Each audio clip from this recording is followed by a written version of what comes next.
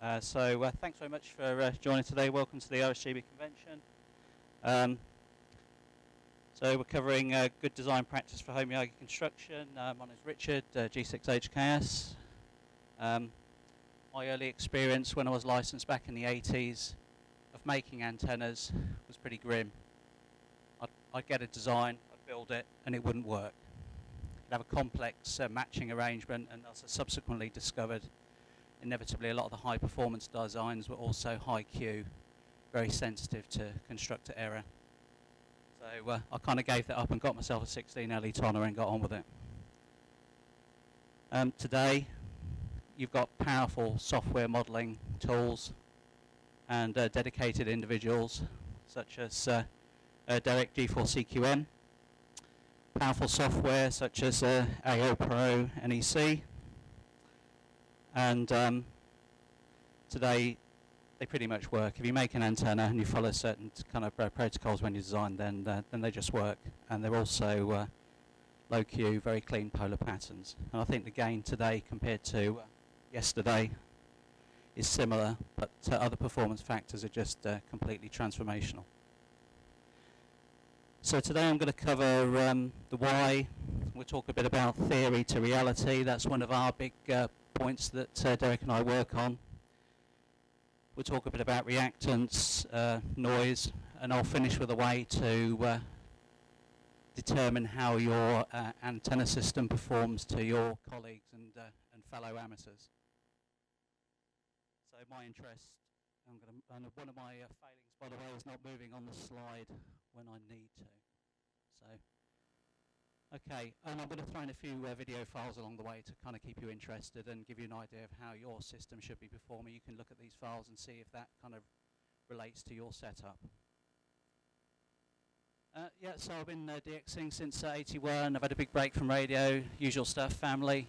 Came back to the hobby wanting to build an antenna. Googled and came across a design by Derek. This is about kind of 10, 12 years ago. A 9 LE, made it, and then soon after started playing moon bounce. And you'll see the QSL card lower left. So this was a single 9 LE. I worked who was one of the big now kind of defunct stations, RA6AX, RN6BN. Anybody who was used to 2 meter EME will know they were big. It was a big 64 Yagi station that got blown away in a storm subsequently. But I worked on sideband, 5 and 2 he gave me. I gave him 5 and 1. In amongst other QSOs, there's other kind of QSOs with digital QRP using like 5, 10 watts. Anyway, I kind of got myself a valve amplifier, and he gave me 5 and 2 off the boon, so I was quite pleased with that. I also thought the antennas were must be working reasonably well. And you can see, so that is my back garden. It's we've got a single Yagi for 2 and 4 for 70, so all the sound files you're going to hear, that's what it's coming from. And I've got quite a lot of challenges. My site is not like here in Kent's Hill. I'm the other side of Milton Keynes, and it's a bit like you're in this bowl. I'm 90 metres above sea level, but all the surrounding land is about 120 metres above sea level, so it doesn't really help. Okay, so let's kick off with the first sound file. I'm just going to play which just happens to be my best Tropo DX. I really hope this link works now when I do it. What I'm just going to point out is note the S meter is at 0. You don't want to overgain your masthead amplifier. You've got a good antenna. Don't kill it by overloading it with a full gain on your masthead preamp. You want your S meter to settle to 0 in the conditions that you're going to operate most in, because we know in the evening it gets a bit quieter. So note that. I think I gave the report was a little bit exaggerated, but that's because I wasn't looking at the meter when I gave him the report. So, okay, and I will just fast track through this because I know we're limited for time as well.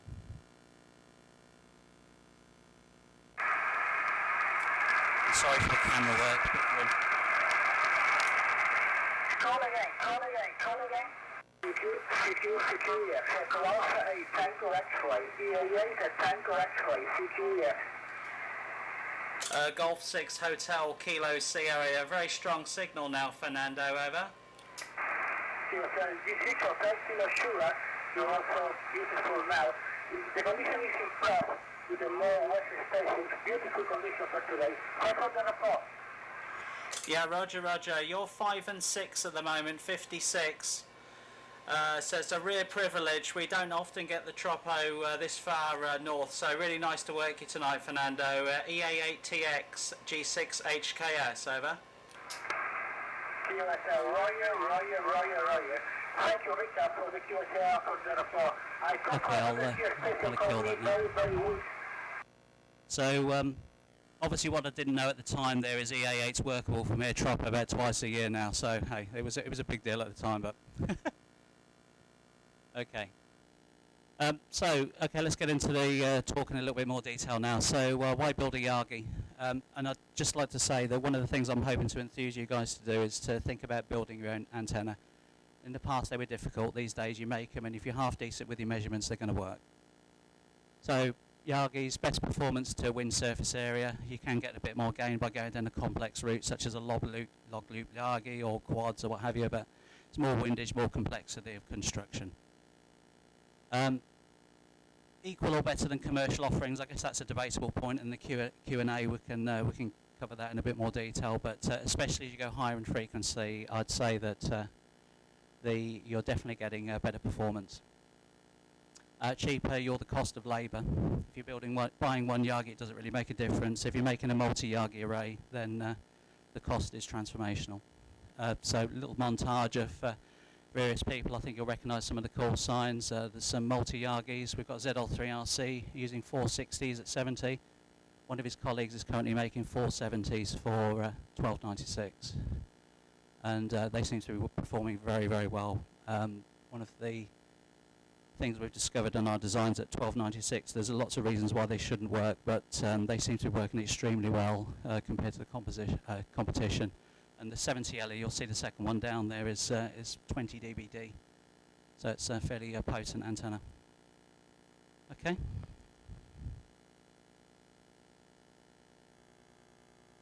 Won't say too much about this. So materials, components and construction. Sourcing materials.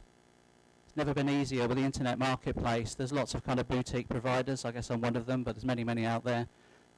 Ordering raw materials, aluminium warehouses, you can get the plates cut to size. If you've got a pillar drill, you can make all these components yourself, or you can buy them from other people that make them. So there's no reason not to. We're making antennas. Sourcing components is very, very easy. In the past, you might have had complex antenna mounting arrays. These days, you can have like a 1-bolt fixing for your element mount. So as long as you get one measurement right, you're going to be kind of there or thereabouts.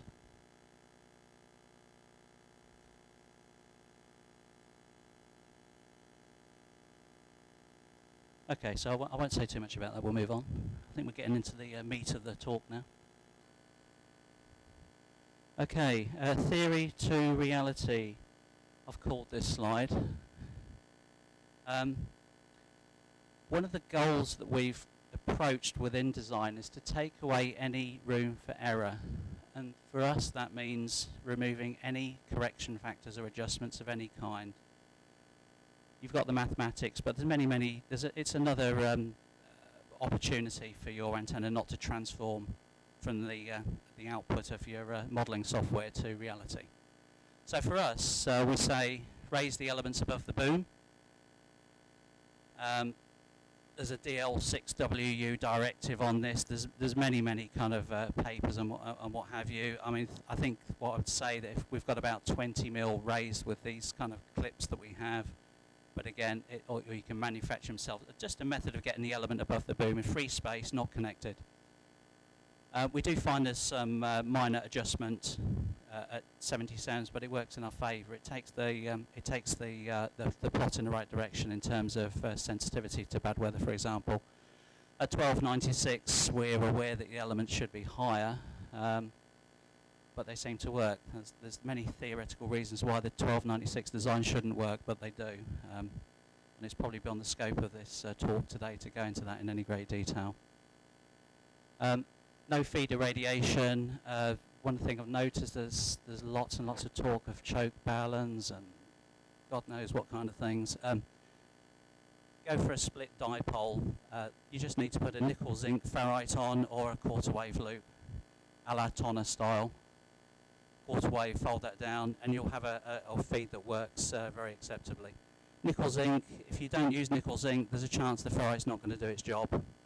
Again, I'll see a number of things out on the internet where there might be 7 or 8 or 10 ferrites one after the other. I suspect they're not doing anything, or they're the wrong kind of ferrite. Or maybe they're just not doing anything that they look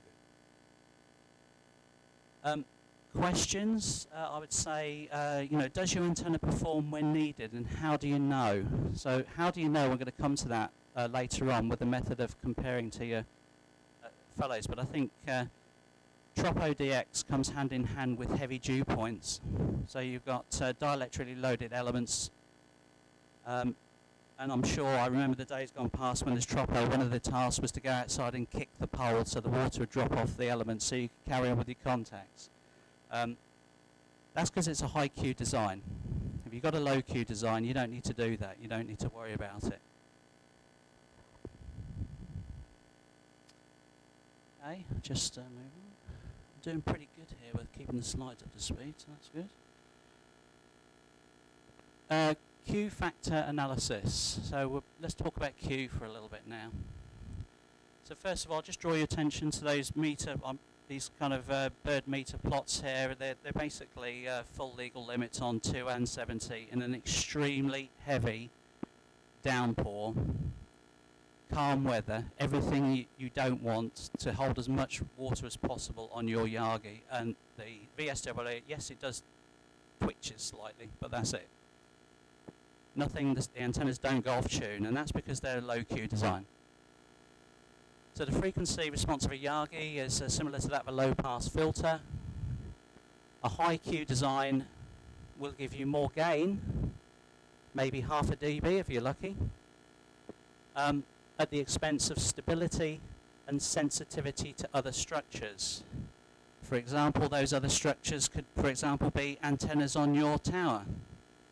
So if you've got interaction with the Yagis, obviously you've got to follow the correct protocols to keep them within the envelopes of each antenna, but high Q design, you might have problems with stability, especially if it starts to rain.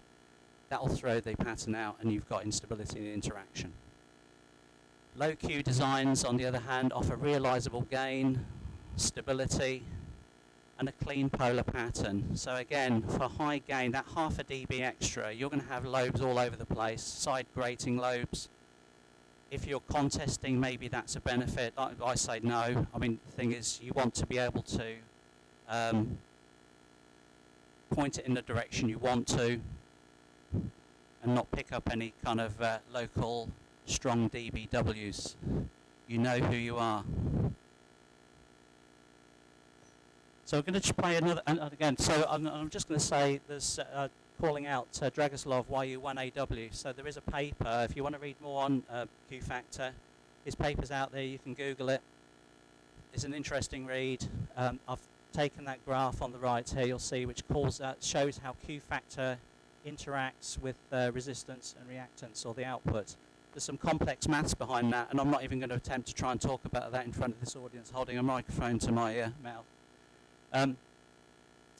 But you can see there how these subtle differences, the Q factor is completely, the effect is dramatic. So again, once you can calculate your Q factor, which of course we do, then you've got this kind of less than 10 maximum stability, greater than 70, very prone to instability. You'll be surprised how many antennas are in that 70 area, even commercial ones. So prone to instability. Personal experience, you can get to around 40 and they're incredibly stable. So I'm just going to play another file. So this is 432, it's moon bounce, it's HV0A, using the 4 Yagis, 20 dBd system gain, nothing special. All the stations you're going to hear, and I'm afraid, sorry, for those of you that are CW kind of purists, you're going to hear the warbles of JT. But all these stations that you can hear, none of them are local. They're all kind of out of Tropo range, and there's some CW stations calling as well. It's quite fascinating, and if you're never kind of tried EME, and you think the bands are quiet, they're not. They're absolutely bonkers at the low end of the band, especially when there's stations such as HV0 up for grabs. So have a quick listen to this. Sorry for the camera work again. Okay, 30th of August, 432 EME.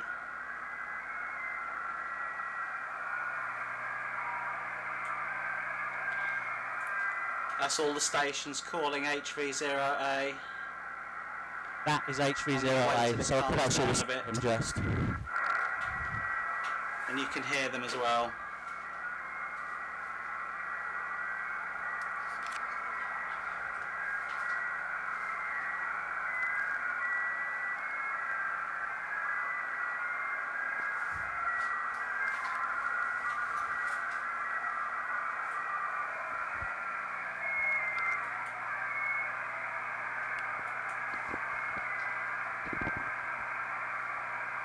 Okay, enough of that. I apologise, you're going to hear a few warbles through this talk. Right, must click the right button here. Please be that one. Right, okay, cool.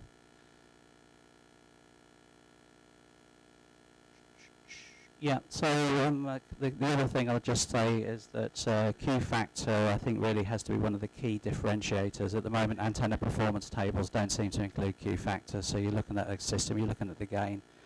Doesn't really tell you anything, I'm afraid. In my opinion. So what is a low noise Yagi? Again, I'm kind of setting myself up here. I'm a bit nervous of the Q&A session if I say this, but I'm going to say it anyway. I'm looking at John. So it's not less noise emanating from your speaker. I've seen quite a few YouTube clips where they go plug this in and the noise goes down. I'm going, yeah, okay, so you could plug it into a dummy load. What's the big deal, you know? Can have an effect. If you've got a clean polar pattern, then you're not going to pick up noise out of your lobe.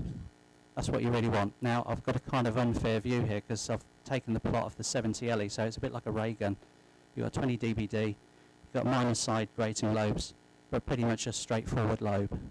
And again, I'm trying to keep this vendor agnostic, but so up here you've got the WAX 10, which is, in my opinion, one of the kind of leading 5-meter boom designs, clean polar pattern, and again you'll see very minor side lobes. So if we compare it to, say, a tonner, that's 1.5 meters less boom length than a 17 LE tonner. Similar gain. Polar pattern is completely transformational. You go and dial up a 17 LE tonner and look at the polar pattern, it's horrific, in my opinion. So again, if you remember the days of the tonner, you're zooming in, you'll get one big lobe and then it will disappear and melt out to zero and then you're back on the main thing. Well, here you've just come into a steady stream and it's all there. And it's, again, with good conditions come big signals, so you need the ability to null them out. Sporadic key openings are absolutely fantastic now. I hardly hear any loud stations, unless I happen to be booming east towards Ipswich.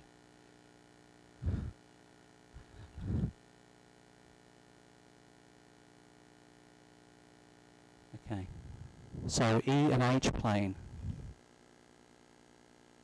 Few questions on this, and I've got to be honest, sometimes even I get a bit confused about this, so I'm going to try and give this my best shot. So the electric E plane is in the plane of the elements, and the magnetic H plane is at 90 degrees to the elements. If you look at this 3D plot, it's important because if you're looking at the wrong plot, you're going to think the pattern of your antenna is not so hot. So the E plane is looking down. That's the plot that I'm particularly interested in. And then you've got the H plane. Others might be interested in it, depending on the kind of elevation angles or whatever. But again, you've got this magnetic side where there's more, it's a kind of dirtier looking. But if you look at that, and you can see it's like this slices through the view. So for me, I'm really interested in the E plane. And again, this other diagram is an attempt to kind of help visualize that view. So it's electric versus magnetic. Okay. So, sorry, what I forgot to mention on the prior slide as well is for this extra gain that you can get with a high gain antenna, that 0.5 dB is in most circumstances going to be completely unrealizable unless you're in a very, very quiet location. But even then, for the sake of that half dB, you've taken out your nulling ability on your fellow amateurs. So you can just hear the DX.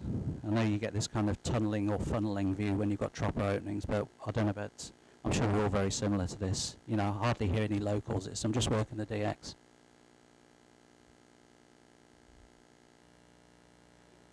Okay, so, well, I've jumped ahead now. So in the closing parts of this, we're going to talk about how do you compare your system and how do you know it's performing. EME can be your benchmark. You might not want to be interested in working stations off the moon, although you might become interested in that. You can use it to compare against your fellow amateurs. So if you download WSJT, the scale, the dB scale, which is a negative scale, is broadly similar to antenna gain. So for example, if you've got a single Yagi and you can hear a station at -10 off the moon, which by the way is quite a loud signal, if you double your antennas, you're going to hear them at about -7. If you double them again, you're going to hear them at -4. If you double them again, you're getting quite a large system. So we go on. So example, if you can see this, is I've monitored this QSO, and of course you'll be surprised to know that I'm really interested in this because it's part of what I do with antennas. I want to always get there, find out I've got a more better system and always improve it. So I'm always monitoring people, and over time you can get an idea. You can't tell on a single event if your system's working better, but over a period of months you can get a feel. And I think we all have a feel for how our antennas are working. Some of it's a little bit art and less science. But in this instance, we've got, I hope I said his name right, Jacinto EA5CJ, who I happen to know has got 3 dBs extra gain, theoretically, over my system. He's receiving Burn DL7APV, it's one of the big guns on the 70. Same strength as me, -8. That doesn't mean my system's 3 dBs better than his, but over time I can get an idea if it is, because counter-wise, Bernd is receiving Yashinto, if I adjust it for gain, 2 dBs better than me, so I'm not happy about that. So in the case here, I receive Yashinto at -18, somewhere, and Bernd's receiving him at -6, so Roger -6. Take off the 10 to 11 dBs that I think he's got over me, and that leaves me with a 1 to 2 dB differential. And as we all do a little bit, even I do this, you kind of explain that away and go, well, I've got an HA8ET LNA, it's okay, but it's not super low noise, and I could do with another 2 dB, so yeah, I could live with that. Time for another sound file. So SM4IVE, no denying it, I'm not saying that my 4 Yagis are doing all the work here, they're not. His 16 metre dish is doing all the work. So, but it gives you an idea, if you've got a little 4 Yagi system, how strong you can hear a CW station off the moon. And CW is kind of fun because digitals can get you the QSOs, but CW you get some real punch coming through when the peak comes through with the relevant kind of alignment or whatever. So have a listen to, so this is off the moon.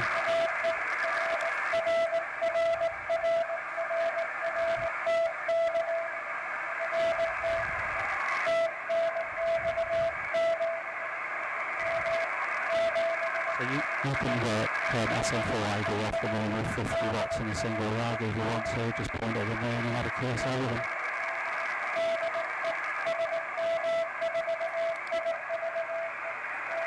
And so it goes on. I'll stop that.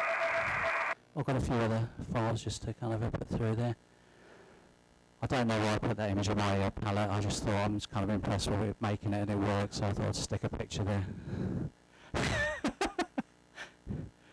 Path loss again, you can see the challenge. So I say if you want to find out how your antennas perform. Now the interesting thing is here, there was a number of examples which I can't really go into any detail, but some of you are going to be shocked.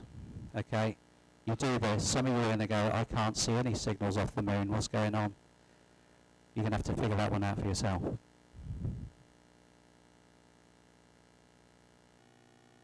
EME is your benchmark. I think I've gone into self-promotion mode here a bit, so I apologise. We kind of EA9LZ, that was a nice QSO, and NC1I. So I'm going to play the file of NC1I. Again, it's a very large, loud signal.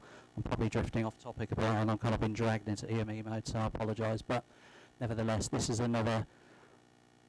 NC1I is the second loudest signal off the moon, and number one is OH2PO, in my opinion. Desensing of the display. That's a -5 signal. Look how strong that signal is. So Frank will be transmitting about now.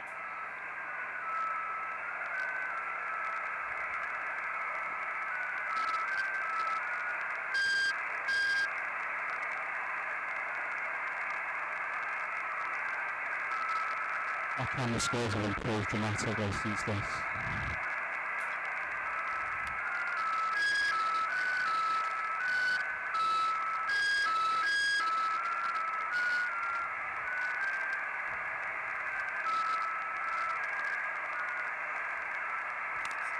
So again, we've got 4 Yagis. That's what you should be receiving.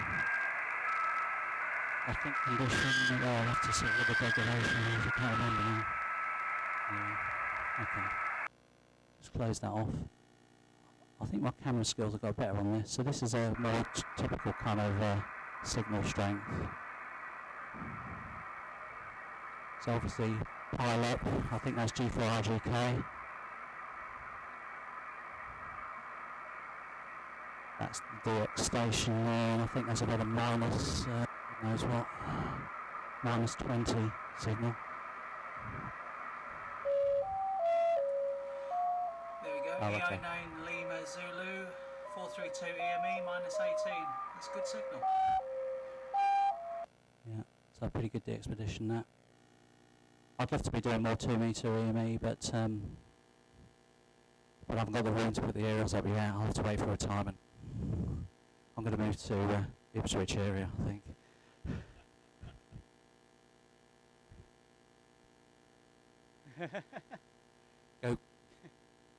Go remote station. Only joking. Right, what are we doing for time? I think I've kind of rushed ahead a little bit here. So, okay. So I know we're going to do a Q&A session as well. That's the bit that's really getting me nervous. Let's play a little XD2 AFT. We can play that. And the point I'm really making here is that with EME, you really are going to have a good idea what you've got, what you think you've got. And again, it's a bit of a game. There's kind of promotion out there. There's a lot of gimmicks. I mean, again, making an antenna with a split dipole, that's it. You don't need slanted elements or other gimmicks. You've got a bubble of energy, a bubble of isotropic energy. A modelling software is putting that into a shape. And you can't create something from nothing. So the gimmicks, maybe it's an impedance matching device or kind, and it looks pretty, and it's a bit of engineering, but it doesn't do anything. There's a kind of irrefutable kind of rule set that goes around what you can do with that particular energy. And again, if you're forcing it, if you imagine you've got a balloon, a partly blown up balloon in your hand, and you're trying to squeeze it out into this direction here, you know when things pop out the other side, well that's exactly what happens with modelling software. You're trying to go for maximum gain, and all kinds of things are going out, and you're trying to work that back in. I'm going to have to call kudos to Derek. He's a very G4CQM, he's a very dedicated individual. We speak all the time. He absolutely loves this. When I kind of came to the hobby came back 12 years ago, I think Derek was on the verge of giving up, but I kind of inspired him to carry on. And I have to say, in the early days, we went through some learning curves. You know, this thing about Q. We did fight the battle of gain. I was Mr. Gain, and Derek was Mr. Q. And Mr. Q won. And I kind of very much converted on that. But again, getting to, I think if you downloaded some modelling software, if you haven't got an unlocked version, you've got some limitations. But the other thing is, you can design a Yagi pretty quickly. but designing one that's got the parameters of low Q, clean polar pattern is where the skill really comes in, and you need a bit of processing power as well. And in the case of the 70 elements, you probably need to be prepared to wait for some time for the output. Then the computers get rather warm as they're doing the job.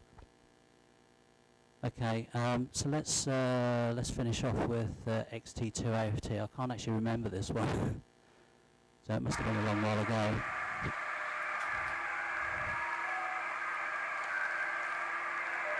I think it's going to be more the same actually. And again, we'll see here that the setup's very kind of mediocre. It's an FT847. Here we go, parlour stations, all trying to work XT2 AFT, D-Expedition on 70 SEMS. Mayhem. I'll stick a few of these out on YouTube. I'm amazed how many people watch them. If I put a bit of commentary behind it, I might be able to make some money on YouTube, I don't know. Probably not.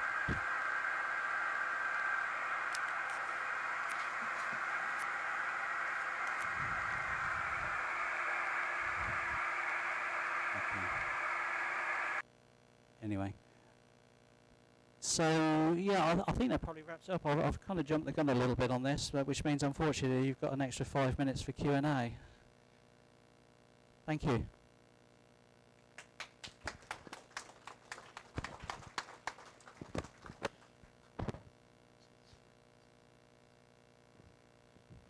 Right, folks. Great questions and answers. I'm sure Richard's he'll give you a benefit of his experience. So, anybody coming forward?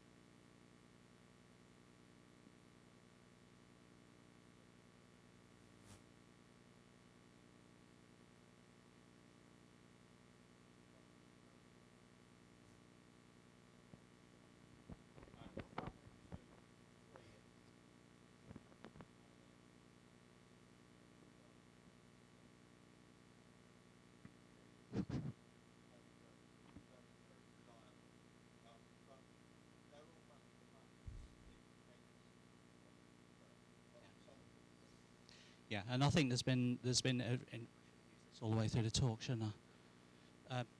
The other thing as well, some kind of are against a reference and others are maybe not, but it's good to run it through different packages because you do get different views. And I will say that I didn't mention it in the talk here, but when you're constructing a design, you should really just make it. You don't want to be tuning your driven element. So quite often you'll make an antenna and then you'll adjust the length of the driven element. Well, you're tuning something out, you don't know what that is.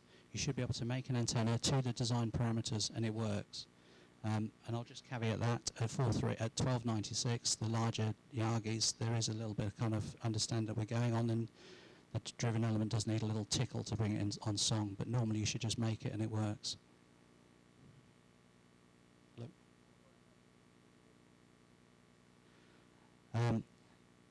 That's a good question.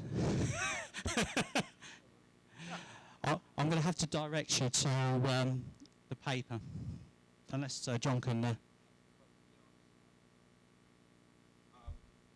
two ways people concentrate through an antenna, one of which is very popular, VSWR bandwidth, and that's actually fundamentally wrong. Some people look at the VSWR bandwidth and then compute a notional Q from that. That is the Q of the antenna match, but not the antenna gain. Where you actually, if you have to model the antenna and look at the antenna gain or some of the other radiation parameters versus frequency from your model, and then you can work out Q being what you want over what you don't want, almost, and from the antenna bandwidth you can compute it like that. So there's a lot of things in the adverts where people talk about low Q, which is really a wide bandwidth matching, which is actually different from a low Q, which is gain over a wide frequency. So you actually have to look at the two quite separately. Yeah, thank you. And I'd say that, you know, it's Q factor that we're interested in. I think if you go back to the original days of antenna, if we take kind of Fred Judd G2BCX, I think what he used to do, I did make one of his 16 early ZLs a long time ago, is I think he made little microwave style models and then upscaled them. There's just so much, which is what all you could do at the time, so you can't knock that. But today with the modelling software, it is absolutely a different world. You can run all different permutations, and you'd be sitting around for 10 lifetimes trying to do it otherwise. Thank you.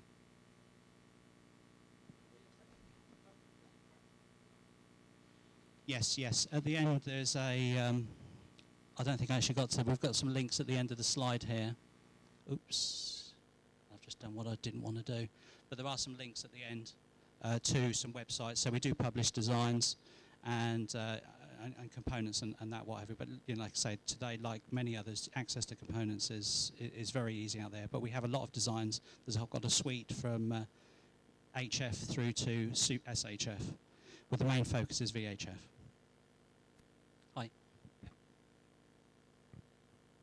I wonder if you could give us some ideas of what's the physical difference between a low Q antenna and a high Q antenna, so we can compare them. Well, you must be able to. John here is shaking his head, so there must be a physical difference, otherwise we wouldn't bother to do it. So by that you mean what they actually look like? Yeah, it's very. If you can imagine, there are. I'm trying to think how to actually explain. The answer is no, you can't tell, because you're just looking at where the positions of the elements are and the lengths, and you're not going to be able to tell. I mean, if we take, yeah, I mean, I can't think of a better answer than that, really. John can.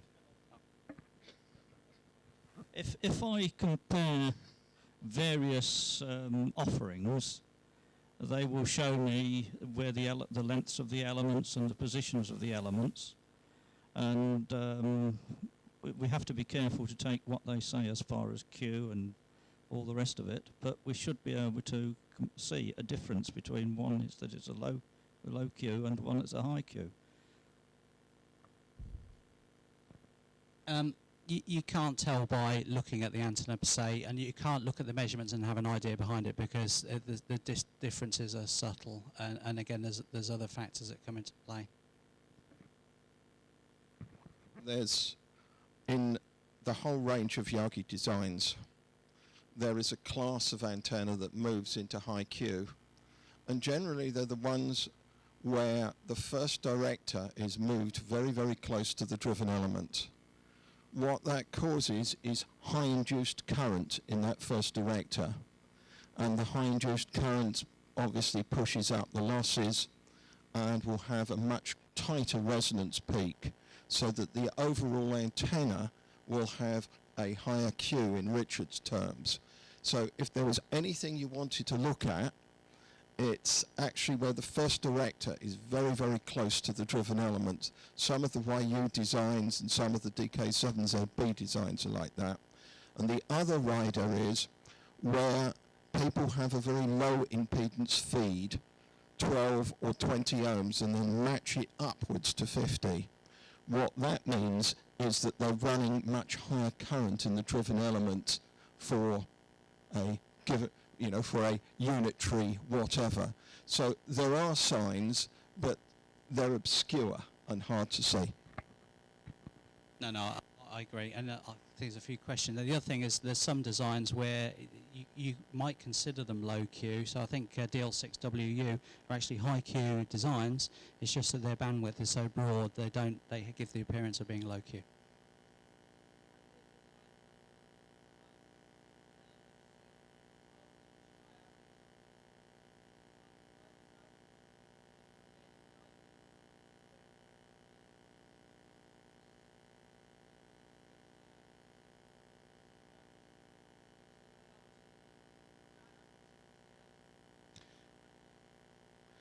Yeah, so the question was around the element size, maybe in particular the parasitics as well. Yeah, I guess, so if you've got larger diameter elements, you can actually get a higher gain antenna for the same design. But again, I think what you're doing is you're balancing the other factors such as wind loading. Personally, I like small parasitic elements like kind of 5mm diameter, which is a bit more than maybe kind of commercial, and I thought around 5 mils. But yeah, there's other people that prefer 1/2 inch. So there is some advantage to be gained, but it's kind of personal preference, I think.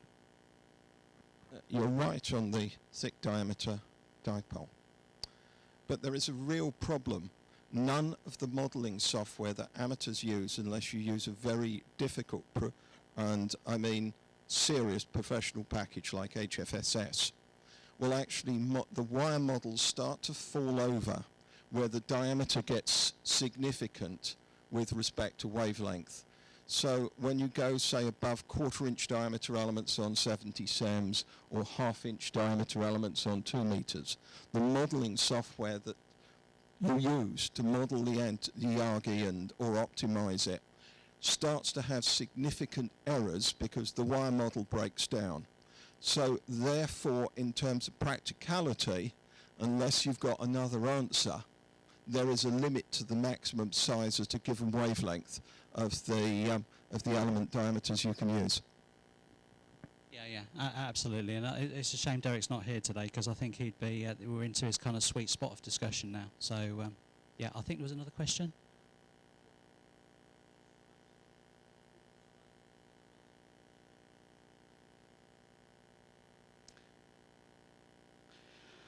Yeah, so there are calculators to calculate the optimum gain, again, against different kind of theories and ideas. Personally, what I say is I always go for a compressed stack slightly, because you're going to introduce maybe, again, similar thing, at the sacrifice of a little gain, you're going to get one major forward lobe and take out the grating lobes. So again, for positioning on EME, it's better, and generally it's more preferable to sacrifice that, maybe 0.2, 0.3 of a dB, to from the optimal space over gain, because you want to be able to hear the DX and not hear the locals, is my opinion. So that's what I would say. Slightly compressed stack, but again, some of it is kind of through experimentation, but start with a theoretical. I think on our site we've got a calculator we can stick in the boom length or the 3 dB beam width, and that'll take you from optimal, and then you can work from there. It's not as, it's an area for optimization. I quite often get the question about what's the exact stacking distance, and I'll give a guide, but I'll always say it's a little bit of experimentation. It might depend where your location is and how high your antennas as well.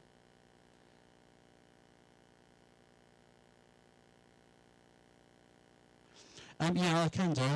I was kind of keeping this very supplier agnostic today, but yeah, we do manufacture these little plastic clips. We call them paraclips, and basically it's a 1-bolt fixing to your boom and a push fit for 5mm for 4.76 mil or 5mm rod. So it makes mounting elements on a boom incredibly easy. 1-bolt fixing. I have to be honest, although from a kind of construction point of view, I'd say to you guys, do it with a proper bolt or what have you. What I actually do for my own array is I basically self-tap them into the boom. I've got one hole fixed, one little pilot hole, job done. That does mean that in about 3 years' time, some of them do tend to corrode a little bit, even if I use zinc or stainless steel. Well, stainless steel, I can't get stainless steel self-tappers, maybe they're out there. So yeah, it's a convenient way to fix it. Again, there are other alternatives out there. I would say I'm not a particular fan of Stouffs. I think you can get away with Stouffs at 2 meters. If you get to 70 SEMS and upward, Stouffs are definitely a no-no. Because you're not raising the element, as I mentioned earlier, you want to go for free space, and you're into beam correction territory.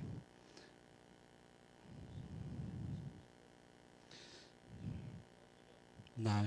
No, not enough. No, I think there's a DL6W says like the radius of the boom above, and again, I'd say at 2 meters that's correct. At 70 SEMS, we know there's a slight impact by using paraclips at 70 SEMS, which I think they're about 20 mils above the boom. But it works in our favour. It actually shifts the pattern in a kind of Q factor from a kind of all-weather perspective. So that if you imagine, however good your design, ultimately you're going to get to a brick wall, like a low-pass filter.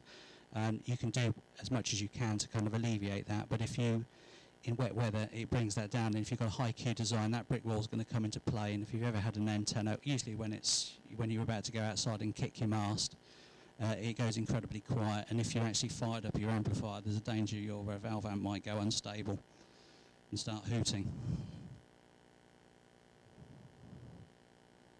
So I think the thing is really you want to get the elements above the boom, unless you're going to go into a correction process where you can work out and adjust those elements where you're into the territory where you might be putting it through the boom. Same kind of thing, but the view that we've got is a view, it doesn't mean it's the right one, is to just take away all kind of adjustments. You're just bringing in potential for error. And I think I'd say that 2 metre aerials, they do tend to work. At 70 SEMS, we know there's big issues out there. There's some designs just don't work because they've not been correctly kind of adjusted. And if you've got a 70 SEMS antenna, stick it at the moon and see what you can hear, and you should be able to hear something. Right. Any more for questions? Yes, sir. Right at the back there, on the side.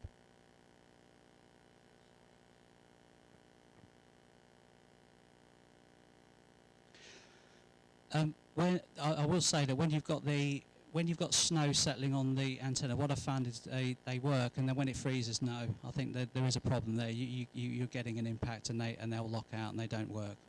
If you've got ice, where the snow has turned to ice, I don't think any system will work with that in that scenario.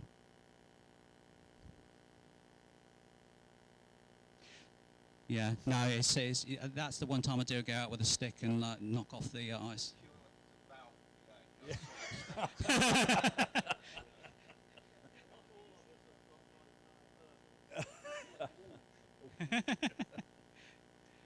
Nice. And I didn't mention it earlier. The other thing about a split dipole is, or whatever, if you are running high power, then you've got nothing to kind of, no limitation. You can pretty much run as much as you need to. Okay, folks. If that's it, nearly tea time, coffee time. Thanks very much for coming. Excellent turnout, and thank you to Richard. Thank you. Thank you.